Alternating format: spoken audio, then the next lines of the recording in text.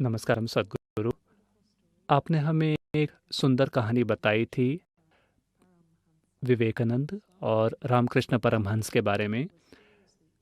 स्वामी विवेकानंद की माँ बहुत बीमार थीं और रामकृष्ण ने कहा कि अगर विवेकानंद ने काली से अपनी माँ के बारे में कुछ मांगा होता तो वो विवेकानंद को कभी दोबारा नहीं देखते। सद्गुरु, अपनी माँ की सेहत के लिए कुछ मांगने में इतना बुरा क्या है कि एक गुरु अपने शिष्य को कभी दोबारा नहीं देखते? अब आप ये कह रहे हैं कि गुरु कितने बुरे होते हैं।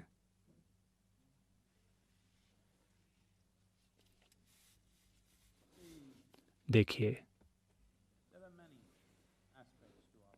हमारे जीवन के कई आयाम हैं। इन कई आयामों में से एक गुरु का अर्थ है। मुझे पता है कि इस गुरु शब्द का उपयोग आज काफ़ी तुच्छ तरीके से होता है। मैनेजमेंट गुरु, मार्केटिंग गुरु वगैरह वगैरह।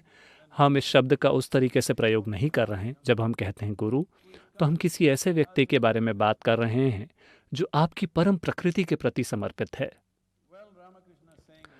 तो रामकृष्ण ने जो कुछ भी कहा वो कहा।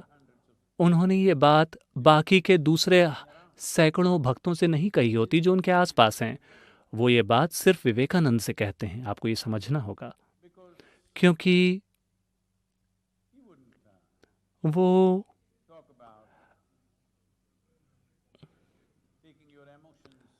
आपकी भावनाओं को, अपनी माँ के प्रति अपनी भावनाओं या अपनी माँ की सेहत के लिए ईश्वर की मदद लेने के बारे में अगर किसी दूसरे व्यक्ति ने कहा होता तो वो कहते हैं हाँ, जाके प्रार्थना करो। लेकिन विवेकानंद के लिए उन्होंने कुछ दूसरे स्टैंडर्ड्स तय करके रखे हैं, कुछ दूसरे मानक तय करके रखे हैं, क्योंकि वो उम्मीद कर रहे हैं कि ये आदमी कुछ ऐसा करेगा जो दूसरों के मुकाबले कहीं ज़्यादा होगा।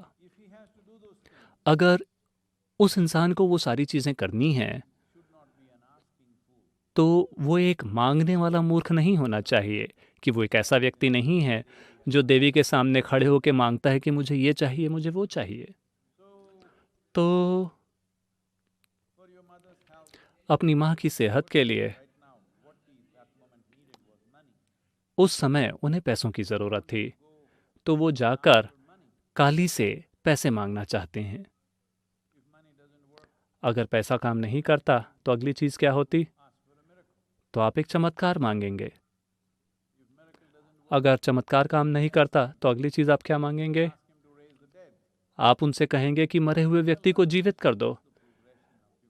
रामकृष्ण को इंसानी मन के चलने का तरीका पता है। पहले आप कहेंगे कि मेरी माँ सेहतमंद हो, लेकिन वो बीमार हो गई। फिर आप कहेंगे मेरे पास पैसे होने चाहिए ताकि मैं उनका इलाज करा सकूं। काम नहीं हुआ इलाज से। फिर आप एक चमत्कार चाहेंगे, बस यूं ही वो ठीक हो गई। उससे भी काम नहीं हुआ, वो मर गई। फिर आप चाहते हैं कि वो मरी हुई माँ फिर से जिंदा हो जाए। तो रामकृष्ण ने एक पल में ही वो इस पूरी प्रकृति को देख लेते हैं, और सबसे बढ़कर वो विवेकानंद को तैयार कर रहे हैं ताकि वो उनके एक साधन बने। और वो एक बहुत अच्छा साधन चाहते हैं, एक सड़ा हुआ साधन नहीं। तो अपने साधन को तैयार करना क्या विवेकानंद की माँ से ज़्यादा महत्वपूर्ण है? ये बात एक के खिलाफ दूसरे की नहीं है।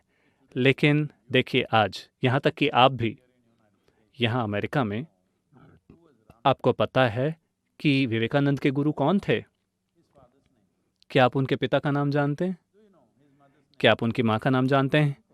क्या आप उनके चाचा को जानते हैं? उनके भाई को जानते हैं? नहीं, आप सिर्फ उनके गुरु का नाम जानते हैं, क्योंकि विवेकानंद के लिए रामकृष्ण धर्म बन गए हैं। वो उन्हें ही सांस में लेते हैं। लेकिन अब सामाजिक दबाव, उस कारण से वो वापस पीछे जा रहे हैं। तो गुरु उन्हें पीछे जाने दें या उन्हें आगे धक्का लगाएं? ये सवाल आप पूछ रहे हैं। तो अगर मैं विवेकानंद होता तो मैं चाहता कि मुझे आगे धक्का लगाया जाए, मैं अपनी भावनाओं में पीछे ना गिर जाऊं। और वैसे भी, और अगर पैसे उनकी माँ की जान बचा सकते होते तो मुझे पूरा यकीन है कि रामकृष्ण ने कोई व्यवस्था कर दी होती। लेकिन आप ईश्वरीय मदद मांग रहे हैं। नहीं नहीं नहीं, ये एक चीज़ है जो आप में से हर किसी को समझनी होगी। मेरे आसपास भी ऐसा कुछ बार हुआ है कि आप किसी व्यक्ति को एक शक्तिशाली प्रक्रिया में दीक्षा देते हैं। अगली चीज़ ये है कि वो अब अपनी माँ माँ की मदद करना चाहते हैं, या अपने चाचा की, या अपने करीबी चचेरे भाई की थोड़ी सी। वो चाहते हैं कि उनका एग्ज़ाम पास हो जाए, या वो चाहते हैं कि उनकी लॉटरी निकल जाए। वो चाहते हैं कि वो चमत्कार के साथ मरते हुए समय से भी उठकर बैठ जाएं। जैसे ही वो ऐसा करते हैं, अपने भीतर वो हर चीज़ को चकनाचूर कर देंगे। अगर अगर अगर विवेकानंद ने प्रार्थना की होती, जो उन्हें लगा कि वो उन्हें चाहिए था, तो मुझे लगता है कि वो मानसिक रूप से विक्षिप्त हो गए होते पूरी तरह से। तो ये गुरु का काम है ये देखना कि वैसा ना हो।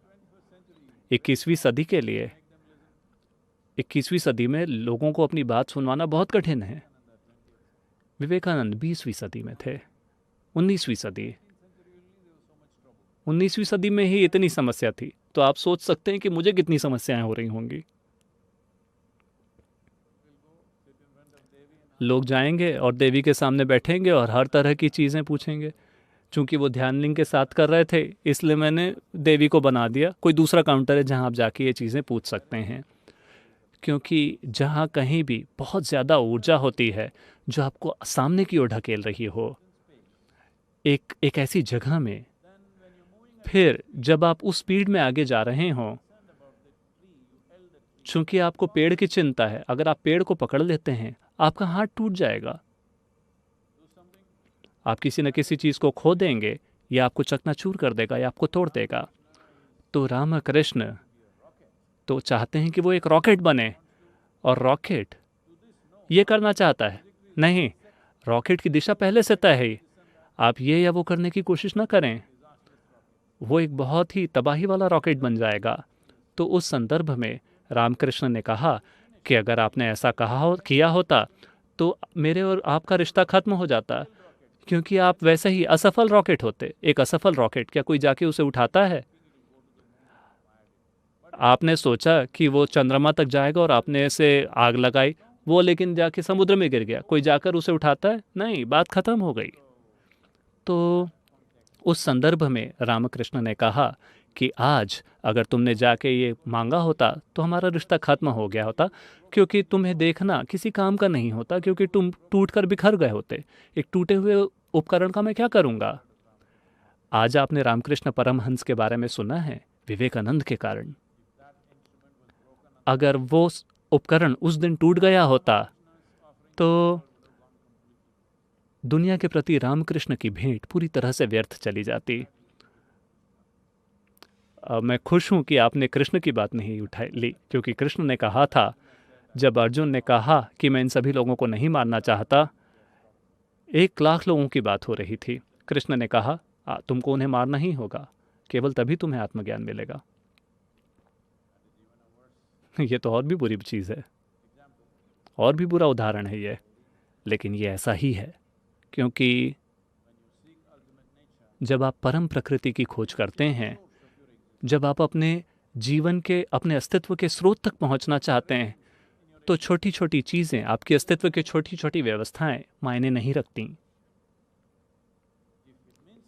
अगर वो मायने रखती हैं, आप किसी के लिए कुछ करते हैं इसलिए नहीं क्योंकि वो आपके लिए मायने रखता है। मैं बताता हूँ, आज गुरु पूर्णिमा है इसलिए मैं कह रहा हूँ, किसी और से मत कहिएगा। जो कुछ भी मैं कर रहा हूँ, लोगों को खाना खिला रहा हूँ जो भूखे हैं,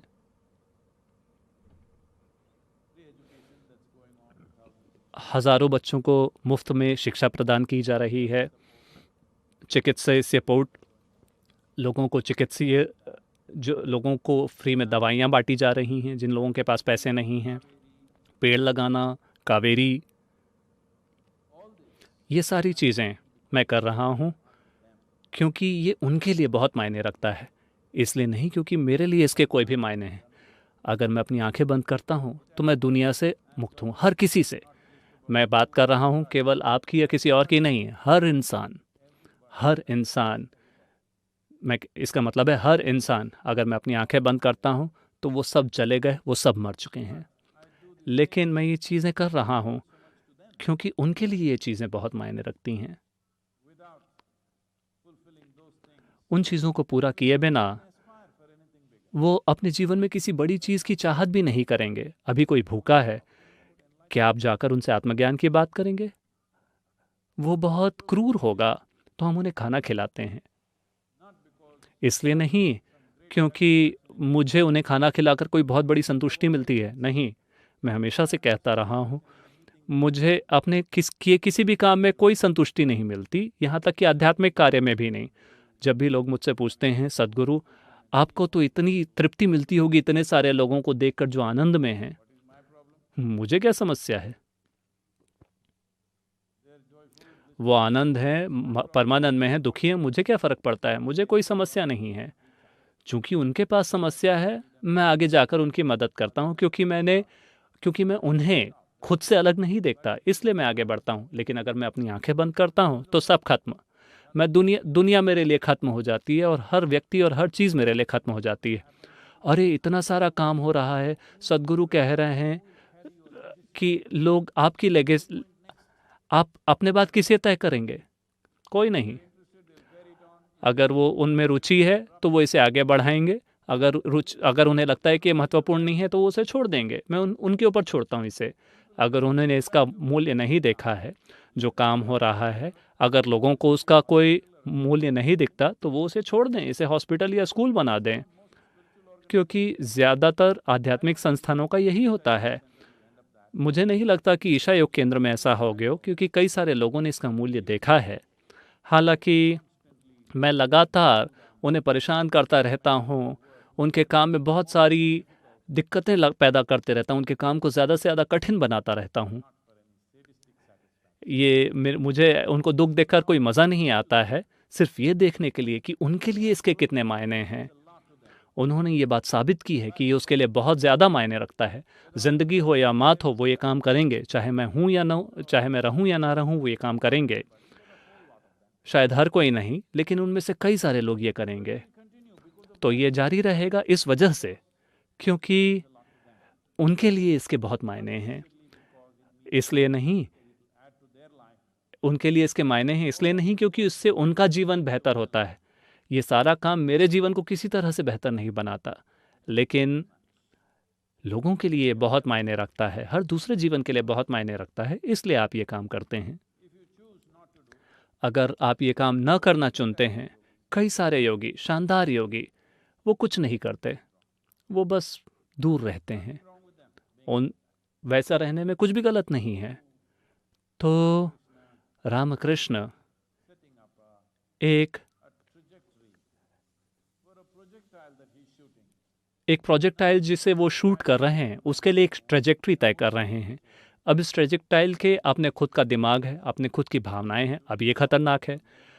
अगर आप एक रॉकेट शूट कर रहे हैं चंद्रमा की ओर या मंगल की ओर, अगर वो हवाई की सोचने लगता है तो हवाई जैकेट हवाई पूरी तरह से तबाह हो जाएगा। तो ये एक अलग आयाम है। इसे आप अपनी समझ के अनुसार इसे जज न करें, अपनी भावनाओं के अनुसार, अपने मूल्यों के अनुसार। इसीलिए मैंने कहा कि जब आप एक गुरु के संपर्क में आते हैं तो आप या तो, अगर आप उन्हें एक प्रेरणा के रूप में इस्तेमाल कर रहे हैं तो ये होता रहेगा, क्योंकि कोई ना कोई आपको यहाँ वहाँ खींचते रहेगा। योग केंद्र में कई सारे जवान लड़के हैं जो बहुत ही संकल्प के साथ आए, लेकिन लड़कियां बहुत सुंदर थीं, उन्होंने शादी कर ली। इसमें कुछ गलत नहीं है, लेकिन मैं कह रहा हूँ इस तरह से अगर आप आगे बढ़ते रहते हैं तो छोटी मोटी ज़रूरतों का ख्याल रख लिया गया, लेकिन कोई समस्या नहीं। लेकिन आपने अपनी दिशाएं बदल ली, क्योंकि छोटी छोटी विचार और भावनाएं आ गई, तो बेहतर होगा कि हम आपको सशक्त ना बनाएं। तो जैसा कि मैंने कहा, अभी मैं सूर्यास्त की जगह नहीं पहुंचा हूं, मैं बहुत ज़्यादा रंगीला बन जाऊंगा जैसे ऐसे आगे बढ़ता हूं। लेकिन अभी उस दिशा में हम आगे बढ़ रहे हैं।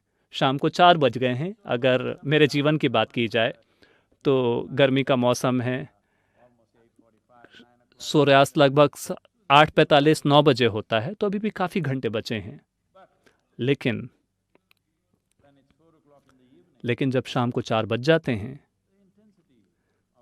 फिर सूर्य की तीव्रता दोपहर जितनी नहीं रहती।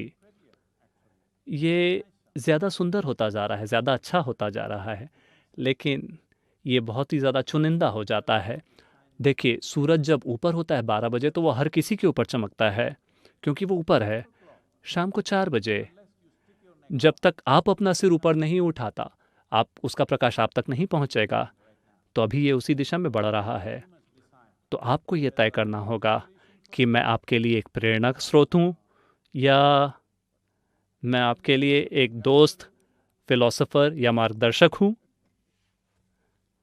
या मैं आपके लिए एक द्वार हूँ जिसमें आप अटक गए हैं, या मैं आपकी मंजिल हूँ, या मैं आपका धर्म बन गया हूँ। ये तय करने का समय आ गया है, क्योंकि ये दोपहर का समय नहीं है जब सूरज हर किसी के लिए चमक रहा हो। आपको खड़े होना होगा ताकि इसका प्रकाश आप तक पहुँचे।